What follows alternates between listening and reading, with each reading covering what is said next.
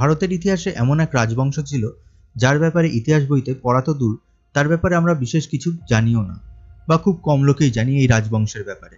যদি এই রাজবংশ কোনো ছোটখাটো রাজবংশ ছিল না, প্রায় 600 বছর এদের রাজত্ব ছিল, আর মুঘলদের প্রায় 17 বার যুদ্ধে হারিয়ে আসামকে তারা কিন্তু মুঘল সাম্রাজ্যের অন্তর্গত হতে দেয়নি। আমি বলছি অহোম ডাইনেস্টির কথা। আজকের ভিডিওতে এই অহোম ডাইনেস্টিকে নিয়েই কথা বলবো, আর কিভাবে তারা মুঘলদের রাতের ঘুম কেড়ে নিয়েছিল সেটাও বলবো। কিন্তু তার আগে চ্যানেলে নতুন হলে চ্যানেলটি সাবস্ক্রাইব করুন আর ভিডিওটি একদম এন্ড অবধি দেখুন। অহোমস এই রাজবংশ আজকের দিনে যেটা আসাম সেখানে রাজত্ব করে 1228 থেকে একদম 1826 খ্রিস্টাব্দ পর্যন্ত। 1228 সালে অহোম রাজবংশের প্রতিষ্ঠা করেন সুকাফা। তিনি এসেছিলেন চীন থেকে। ভারতে যখন অহোম ডাইনেস্টির প্রতিষ্ঠা হয় তখন দিল্লিতে সুলতানি রাজবংশে ইলতুৎমিশের রাজত্ব চলছে। অহোমদের প্রতিষ্ঠার সময় থেকেই দিল্লির সিংহাসনে নানা রাজবংশ রাজত্ব চলতে থাকে।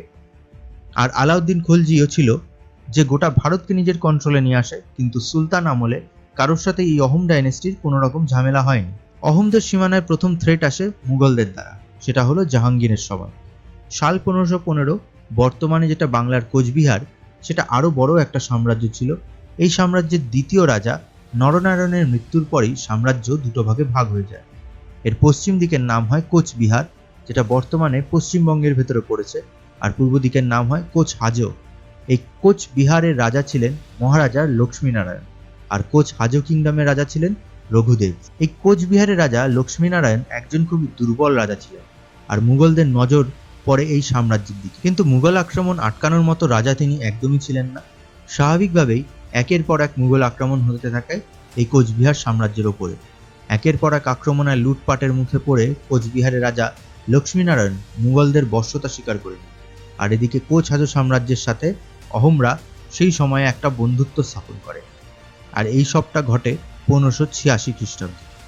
এরপর আসে 1608 থেকে 1610 সময়, যখন কোচহাজো সাম্রাজ্যের রাজা ছিলেন পরীক্ষিত, আর অহোম সাম্রাজ্যের রাজা ছিলেন স্বর্গদেব প্রতাপ সিং বা সুসেনফা। 1608 সালে প্রতাপ সিং পরীক্ষিতের মেয়েকে বিয়ে করে, আর তাদের অ্যালায়েন্স আরো স্ট্রং হয়। এই পরীক্ষিত ছিল কোচহাজো কিংডমের রাজা। এরপর 1612 থেকে পরীক্ষিত একের পর এক অ্যাটাক করতে থাকে কোচবিহার রাজ্যে নিজে থেকেই। সেই কোচবিহার রাজ্যটা তখন কিন্তু ছিল মুঘলসদের আন্ডারে, আর অহোমদের সাহায্য চায়, কিন্তু অহোমরা এখানে অস্বীকার করে দেয়। তাদের অস্বীকার করার কারণ ছিল কোচবিহার থেকে তখনও অবধি কিন্তু কোনো অ্যাক্টিভ মিলিটারি অ্যাটাক কিন্তু কোচহাজোর ওপরে আসেনি। কিন্তু তা সত্ত্বেও কোচহাজোর রাজা একের পর এক অ্যাটাক করেই যাচ্ছিল, এবং এইভাবে তারা মুঘল আক্রমণকেই কিন্তু ডাকছিল। আর এখন তাদের পাশে থাকা মানে তারাও সেই আক্রমণের মুখে পড়বে। এমনকি সেই সময় ময়মনসিংহের সিলেটের কিছু আফগান রাজাও পরীক্ষিতের পাশে থাকতে অস্বীকার করে। ফলে যা হওয়ার তাই হলো, মুঘলরা অ্যাটাক করে কোচহাজো সাম্রাজ্যকে, আর পরীক্ষিত হেরে যায়। এর ফলে মুঘলরা চলে আসে একদম অহোম সাম্রাজ্যের সীমানায়। প্রথমেই তাদের নজর পড়ে আসামের সৌন্দর্য, খনিজ সম্পদ আর আসামের প্রচুর হাতির ওপর, যা সেই সময়কার যুদ্ধের একটা বড় অংশ ছিল। তার সাথে আসামের থেকে তারা প্রচুর ট্যাক্স পেতে পারত। অহোমরা মুঘলদের সাথে যুদ্ধে জড়াতে চায়নি প্রথমে, কিন্তু লোভের বশে মুঘলরা স্থির করে নেয় যে তারা অহোমদের পরাজিত করে আসামকে ক্যাপচার করবে। বারুদের স্তূপ তৈরি ছিল, তাতে শুধু একটু আগুনের দরকার ছিল। সেটা খুবই তাড়াতাড়ি ঘটল। সাল 1615, মুঘলরা যুদ্ধের জন্য বাহানা খুঁজছিল, তখনই অহোমরা এক মুঘল বিজনেসম্যান রতন সিংকে অবৈধ ব্যবসা আর ট্যাক্স ফাঁকি দেওয়ার জন্য আসামে বিজনেস করা থেকে বরখাস্ত করে দেয়, আর ট্যাক্স ফাঁকি জরিমানা স্বরূপ আসামে তার সমস্ত সম্পত্তি বাজেয়াপ্ত করে নেওয়া হয়। মুঘলরা যে সুযোগের সন্ধানে ছিল সেটা পেয়েই গেল। মুঘলরা খুব স্ট্র্যাটেজিক্যালি এই যুদ্ধের প্ল্যানিং করে। কোন মুঘল অফিসার বা সেনাপতি যুদ্ধে যাবে সেটা নিয়েও অনেক ভাবনা চিন্তা করা হয়, এবং সব দায়িত্ব দেওয়া হয় সেই সময়কার বাংলার মুঘল গভর্নর শেখ কাসিম খানকে। তিনি তার সবচেয়ে বিশ্বস্ত অফিসার শায়েদ হাকিমের ওপর বিশ্বাস রাখেন এবং যোগ্য সেনাপতি আবুর বকরকে যুদ্ধে পাঠান। তাদের সঙ্গ দেয় ঢাকার জমিদারের ছেলে সত্যজিৎ, যিনি কোচহাজো সাম্রাজ্যের পরীক্ষিতকে কিন্তু একবার হারিয়েছিল। 1615-এর বর্ষার মাঝামাঝি সময়ে মুঘল আর্মি রওনা হয় 10,000 পদাতিক সেনা, 200 রাইফেলম্যান আর 400টা বড় জাহাজ নিয়ে অহোম সাম্রাজ্যের দিকে। মুঘলদের সর্বপ্রথম আক্রমণ হতে থাকে অহোমদের কাজলি আর্মি পোস্টে, যেটা অবস্থিত ছিল ব্রহ্মপুত্র আর কালাং কপিলি নদীর সংযোগস্থলে।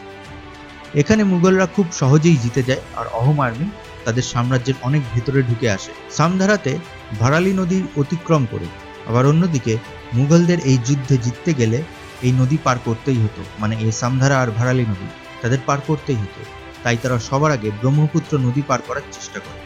কিন্তু আমি আগেই বলেছিলাম মুঘলরা তাদের যাত্রা শুরু করেছিল বর্ষার মাঝামাঝি সময়, তাই তারা অসমর্থ হয় ব্রহ্মপুত্র নদী পার করতে। তাছাড়া নদীর অপর দিক থেকে অহোমদের আক্রমণ তাদের নদী পার করতে বাধা দেয়।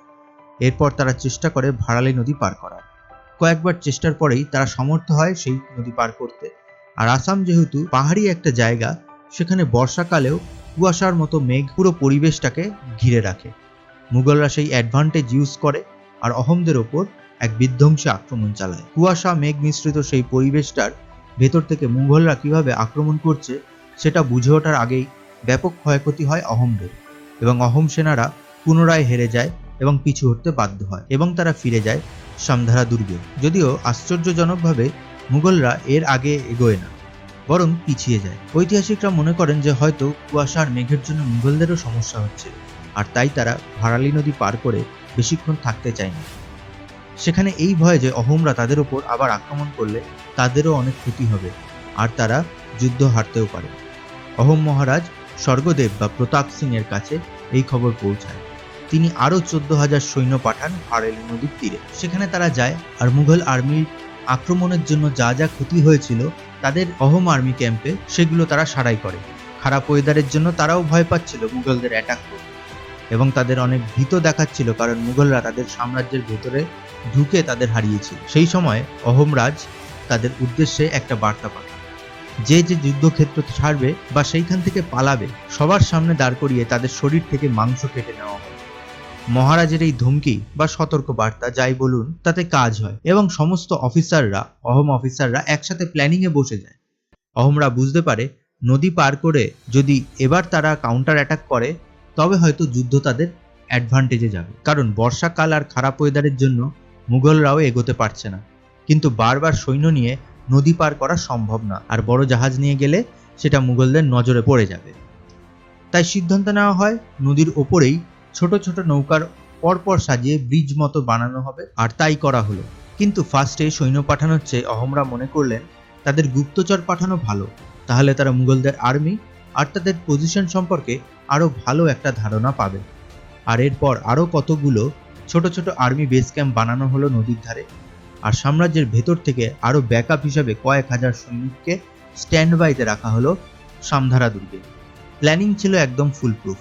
এবার শুধু দরকার ছিল গুপ্তচরদের থেকে খবর আসার, আর কিছুদিনের মধ্যেই তাদের থেকেও খবর আসে। গুপ্তচররা জানায় যে মুঘলরা যে অস্থায়ী দুর্গ বানিয়েছে তা একদমই দুর্বল, কারণ দুর্গ তৈরি হয়েছে বালির ওপর। আশেপাশের জঙ্গল মুঘল আর্মি ঠিকঠাকভাবে পরিষ্কার করেনি, আর সবচেয়ে বড় বিষয় মুঘল কমান্ডার ফার্স্টবার অহোমদের যুদ্ধে হারিয়ে ওভার কনফিডেন্সের বশে আছেন, আর তিনি এই কথা ভেবেছেন যে অহোমরা কখনোই নদী পার করে মুঘলদের অ্যাটাক করতে আসতে পারবে না, কারণ এমনিতেই বর্ষাকাল। আর তাই হঠাৎ আক্রমণ হলে সেই আক্রমণ আটকানোর প্ল্যানিংও তারা করে। মুঘলরা একরকমভাবে কলা গাছ দিয়ে তাদের দুর্গ বানিয়ে সেইখানে তারা আরাম করছে, এই ভেবে যে তারা অহোমদের ওপর বড় অ্যাটাক করেছে আর তাতে অহোমরা আর সহজে উঠে দাঁড়াতে পারবে না। তারা আরামসে এবার নদী পার করে একেবারে সামধারা ফোর্ট অ্যাটাক করে অহোমদের হারাবে, বর্ষাটা একটু থামলে। কিন্তু তারা ভাবতেও পারেনি অহোমরা এই সময়ের মধ্যে নিজেদের আর্মি শুধু রিগ্রুপ করেনি, বরং কাউন্টার অ্যাটাকের প্ল্যানিংও করে ফেলেছিল। অহোম আর্মি পুরো রেডি হয়ে ওয়েট করছিল কখন রাত হবে। মুঘলদের নজর ছিল ছোট বড় ব্রিজের দিকে, যেখান থেকে অহোম আর্মি আসার সম্ভাবনা ছিল, কিন্তু অহোমরা মাঝ নদীতে পরপর নৌকা সাজিয়ে একটা টেম্পোরারি ব্রিজ বানিয়ে ফেলবে এটা তারা ভাবেওনি। আর রাত হওয়ার সাথে সাথেই মুঘলদের ওপর চালু হয়ে যায় অ্যাটাক, আর এই অ্যাটাকে মুঘলরা একদম হতভম্ব হয়ে যায়। তারা পালানোর পথ খুঁজে পায় না, কারণ অহোম আর্মি ততক্ষণে তাদের চারিদিক থেকে ঘিরে ফেলেছিল। মুঘল কমান্ডার সাইদ আবু বাকর পালাতে গিয়ে মারা যায়, আর প্রায় 2000 মুঘল আর্মি মারা যায়, 3000 নিখোঁজ হয়, আর 7000 মুঘল সৈন্যকে আটক করা হয়। আর তার সাথে অহোমদের হাতে আসে প্রচুর সোনা আর অর্থ। এই খবর যখন দিল্লিতে গিয়ে পৌঁছায়, দিল্লির সেই সময়কার মুঘল সম্রাট জাহাঙ্গীর একদম শকড হয়ে যায়। বলা যায় যে তিনি এই হার কখনোই ভাবতে পারেননি, কারণ তারা অহোমকে কখনো সেই চোখে দেখেননি এতটা ইম্পর্টেন্ট একটা ডাইনেস্টি হিসাবে, যারা মুঘলসদের এইভাবে হারাতে পারে। সেইখানে উপস্থিত থাকা যত মুঘল কমান্ডার ছিল তারা কেউ কেউ পালাতে পারেন, কেউ কেউ পারেন না, কিন্তু যুদ্ধে তারা ব্যাপকভাবে হেরে যান।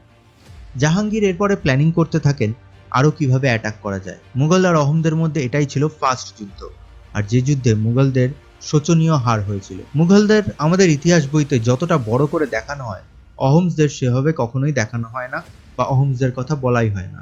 আমাদের ভারতীয় কোনো ইতিহাস বইতে যা স্কুল কলেজে পড়ানো হয় তাতে কিন্তু অহমদের কোনো ইতিহাসই নেই।